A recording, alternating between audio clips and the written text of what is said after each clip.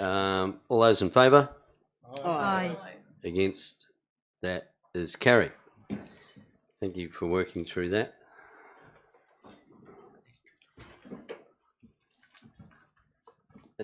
Another stopping. Okay, that takes us to the stopping. Green Hills. Russell. So thanks, Mr. Chairman. This is another stopping of a piece of unformed road at Green Hills, and this is, I guess, the commencement of the process where we will follow the Local Government Act to start that consultation process. The piece of land, the piece of road is bounded by the owner on either side, the same owner as appears on either side of the road. So he currently has effective use of the road, and I guess this is part of a process to start to say, are we able to stop this road? And I guess this request to council is to actually just start that consultation process. Right, it's pretty straightforward. Questions? Councillor Clark. Just a quick one, Russell. Would that imply that he would then have exclusive right to the road once it's stopped from a city council perspective? He wouldn't have to buy it, would he? Or is that you suggesting he may have to? Once the process is you've stopped the road, you then decide on how you dispose of it. The road is still council owned, and you will need to dispose of it in an approved manner in accordance with council policy. And that typically or often is the case where it's actually disposed of that meets the cost of disposal. Okay, yeah, thank you. Further questions? Ms. Cook. There is a piece of land at the end of the unformed road, which I can't tell who is the owner of, or what the purpose of it is. It looks like at some stage it's must border onto. Is that the piece that's on the east side of the road, on the right hand side? Yeah, it looks like it's either water or sand or something at the bottom of the thing. I can't actually tell. I don't have got good enough definition, but I just wondered if anybody else owned that who required access, would they be, or does this piece of land have an alternative access? Is really what I'm asking, I suppose. This piece of land goes between the state highway and an end lot on the western end, so it actually is bounded. It is actually land bound by the parcel, so it has no other access points to any other than the piece on the. There is a section to the west of it that people may have an interest in. I guess that's this process. Right. Further questions? No, if that's the case, then the recommendations that this committee receive the report, and that this committee notes that the portion of unformed road shown in Appendix 1 is not required for roading activity, and that the Infrastructural Committee also approves the commencement of the consultation to consider the stopping of that portion of unformed legal road at Bluff Highway, Green Hills, measuring approximately 830 square metres pursuant to Section 342 of the Local Government Act. I'm going to put that motion. All those, I need a mover for that. Oh, happily. Moved by Councillor Soper, second by Councillor Ludlow. Put that motion. All those in favour? Aye.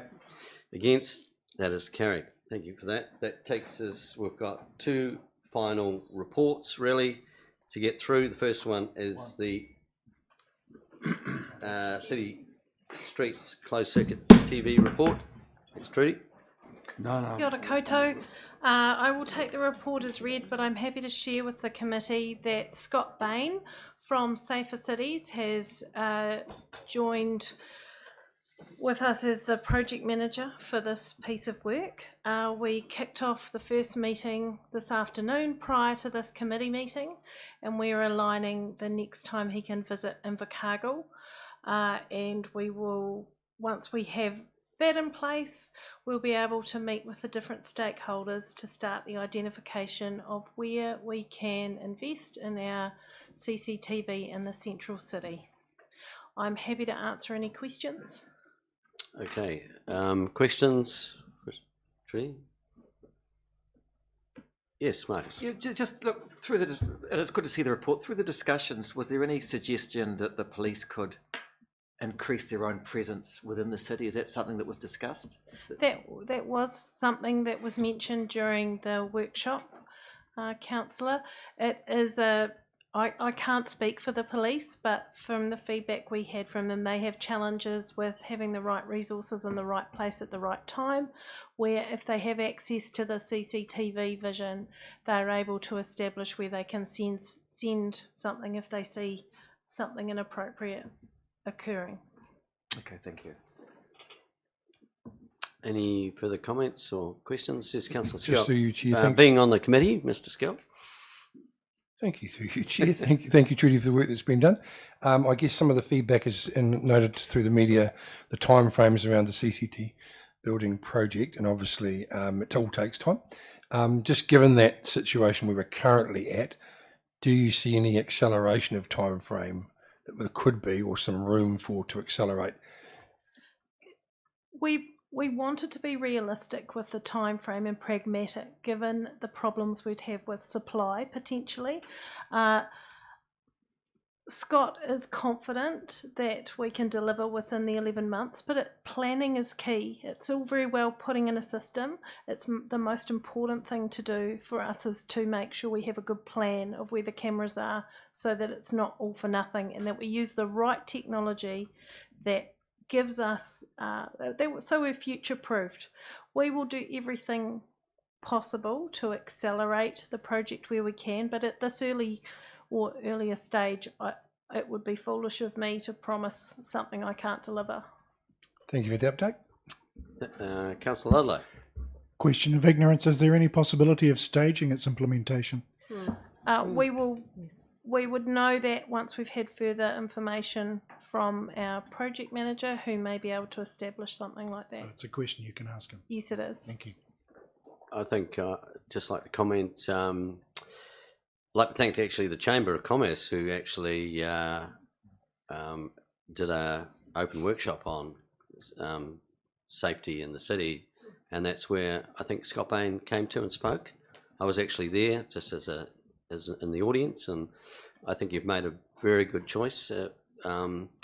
I spoke briefly with him afterwards, and he's quite unique in his skill base, and he's done so many projects both overseas and in New Zealand. And I think that's a very, I can comment, a very good choice of person to get this thing underway, who's sort of been there, done that, and this to him is sort of like his day job, which is really, really good. So that gives me a lot of confidence. Thank you.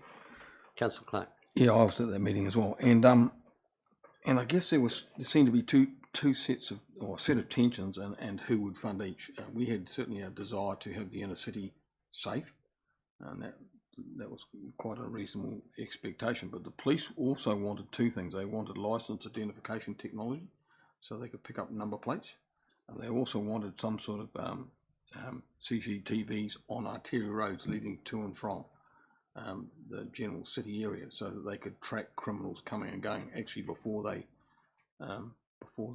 got to commit their crimes. And so that led on to some sort of discussion about, well, if you want that for an overall police prevention issue, maybe you should fund some of that, and that a little bit of tension then, I guess, about who would fund what components, and whether we'd be involved with the license identification, which is, it kicks a bit of cost into the project, I think, and the big arterial road, so to be out by the Ascot Hotel and places like that as people are coming into the city. So it'd be good if that was clarified. Right. Sorry. So the focus of this project is on the central city. That wider context of cameras across the city and at arterial routes, we will need to progress as a separate piece of work. Yep. It's outside of this project at this time. Leslie. There was some suggestion about South City as well being part of the CBD focus, but that you're saying that's going to be a second phase. We will need to make sure that we fund or work through what that would look like first, solve what problem we're trying to solve, because it's also, you've got the shopping area of Windsor and you've also got Bluff. So it's being mindful that we cover the right, and even Waikiwi. So we will have to work through that and understand the costings and and work through that, either the annual plan or the long-term plan process for that piece of work. Thank you. Leslie, you want to speak? Just, I was also at the meeting, but for technological reasons was unable to continue to be at the meeting because the Zoom capacity for some reason meant that no one could hear me. So that's why I'm recorded as an apology. However, the part of the meeting I was in, I really just wanted to comment I think that this whole conversation has now gone into the phasing side of things. We're at the very early stage of the commencement of this project. We know it has the potential to be quite a large and expanded project. The phasing is going to be crucial to how we progress from here, and I think it's too early to make more than the general comments Trudy's made at this stage about how we can incorporate those other areas. Thank you. Yeah, that is at this stage, and we've got to think about this from a community perspective and community development perspective. For some people, CCTV is not welcomed, so there's equal sides. Okay, one thing I can comment on from sort of being in the industry was that the brains of the equipment, the heart of the system for the CBD is not limiting to any expansion that Councillor Clark talked about. So that's the thing that no one needs to worry about, is that whatever gets done first is not prohibitive to expansion, just money. Yes, Councillor Lewis. Chair, just a very quick comment. Trudy, you recalled I sent an email, mentioned the Bluff people had already put a radar up about it. Yes, thank you, Councillor. Appreciate that. Whereas Bluff 2024 group were interested in progressing with it, eventually down in Bluff. Right. Thanks. We'll use that pipeline. Yeah. Okay, any further questions about CCTV? The recommendation is quite straightforward. We received the report. Can I have a move for that? Moved Councillor Skelt, seconded Councillor Ludlow. Put the motion. All those in favour? Aye. Against? That's carried. Thanks, Tree. Right, that leaves the last report, which is on solid waste. Mr. Nolan, welcome. You've got up to 2 hours.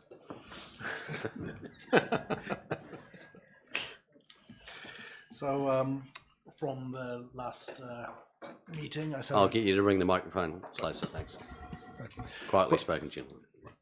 So from the last meeting, I said I'd provide an update in terms of the data and the movement forward with the plan. So what we've done, I've looked at the last 5 years trend, and we've seen that the trend for waste has been going up overall. But what we've also found is that there's been this month there's been a significant increase in recycling, and there's been a reduction in waste. Now I've compared that year on year. Overall, waste and recycling, that's actually dipped this month compared to the previous years too. Now you might ask, why am I comparing this 1 month against previous years? Because it doesn't really form a pattern. This is just a flavour of the reporting we'll be bringing to this committee into the future as we move through and we become more sophisticated in our understanding of the waste streams. So that's the data side of it. In terms of the plan progress, we've engaged the consultants, and they've come through, they've reviewed the Wmmp. They've provided a report to us in terms of the progress, and they've given us some times. And by the 7th of October, they will have done a full analysis on the report, and they will have developed the short-term community engagement plan ready for us to go out in terms of providing the education and other bits and pieces that's required to help reduce waste as we move forward into the future. With regards to the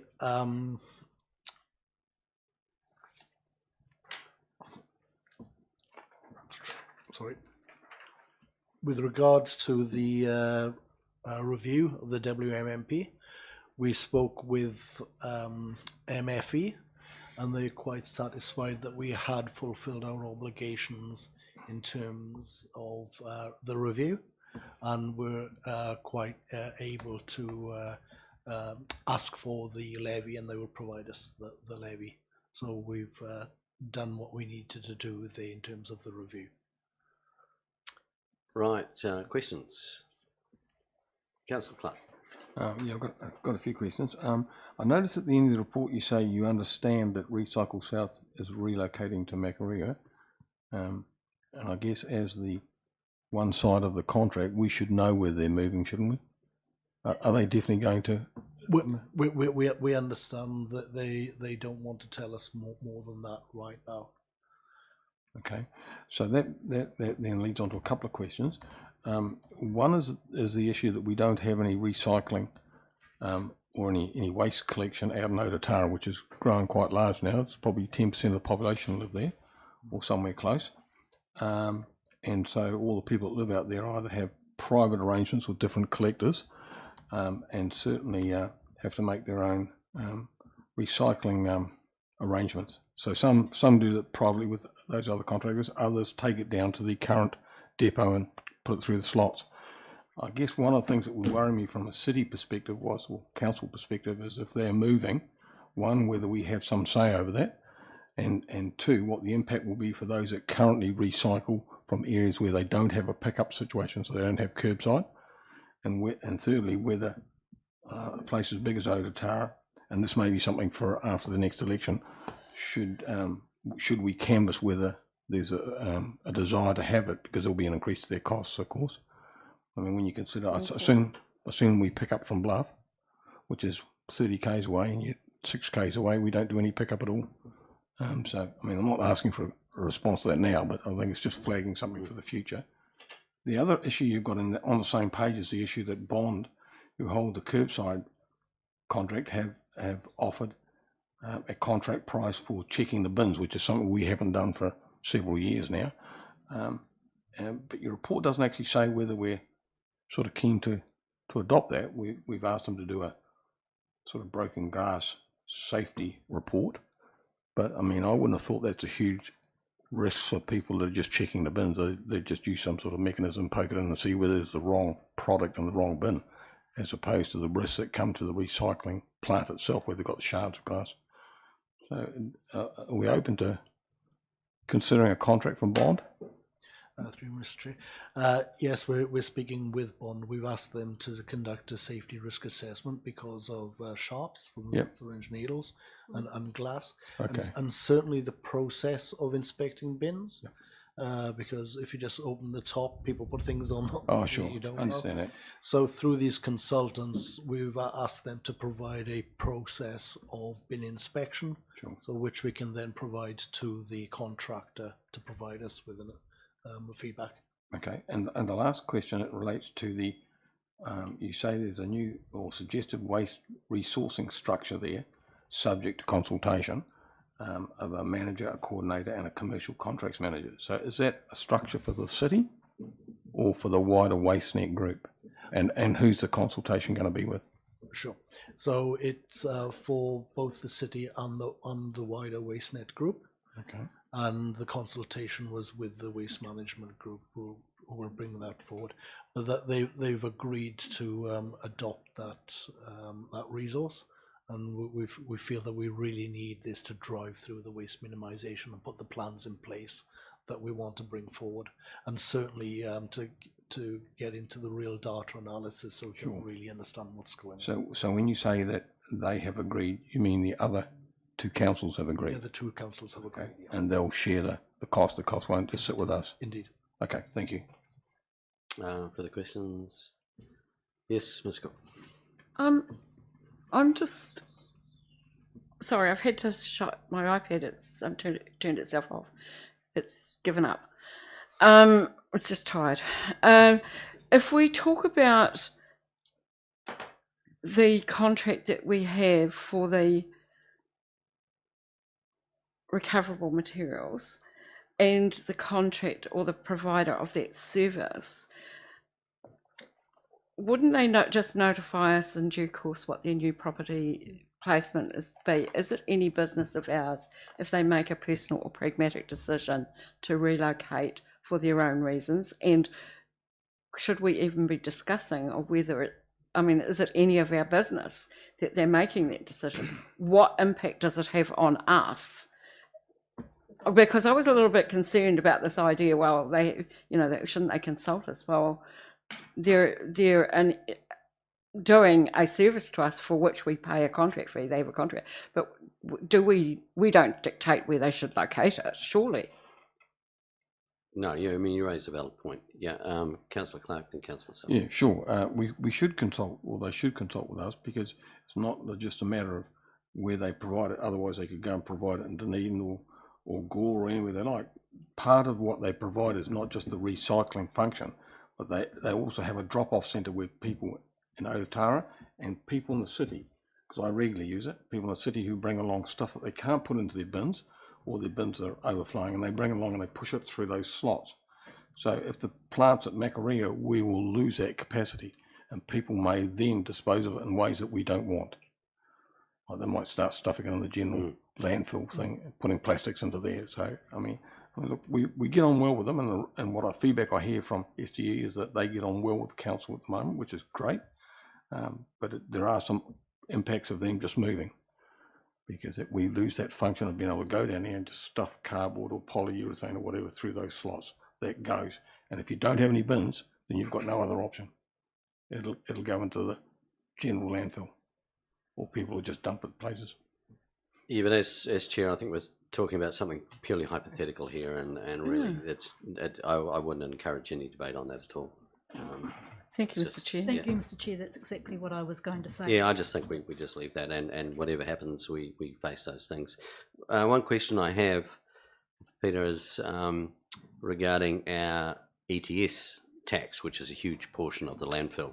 Now, moving forward and with this consultant and adopting a new Wmmp and looking at options of waste diversion, minimisation, everything, what's your workings with MFE to understand the rules around, can we knock down that $100 a tonne value?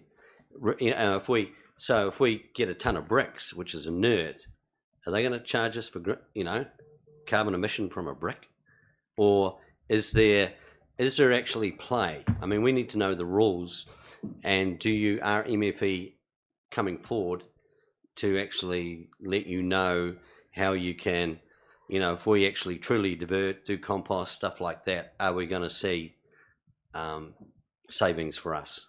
Do you know, like dealing with them? Mr. Chair, I haven't spoken to MFE about this, but the way the contract is structured is that the operator and the owner of the landfill, they currently take the risk on it. Yeah. Again, this is one of the activities we are to look at into the future as we evolve in the waste space, on how we can improve us as a smart buyer in terms of accessing services.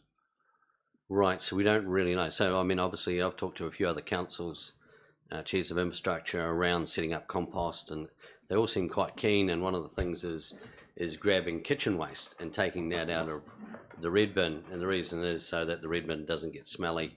You've got a separate collection. All those options are available, but if we don't know at the end of the day we're actually saving money because this $100 tax for ETS still sits there, it's tough. So that's just one of the things I just a bit uneasy about. Councillor Crackett.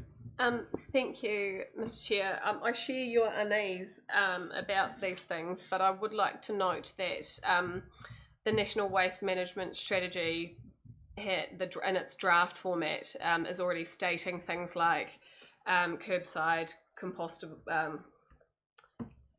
organics, help, curbside collection of food scraps and compostable type stuff required, nationally required by 2035.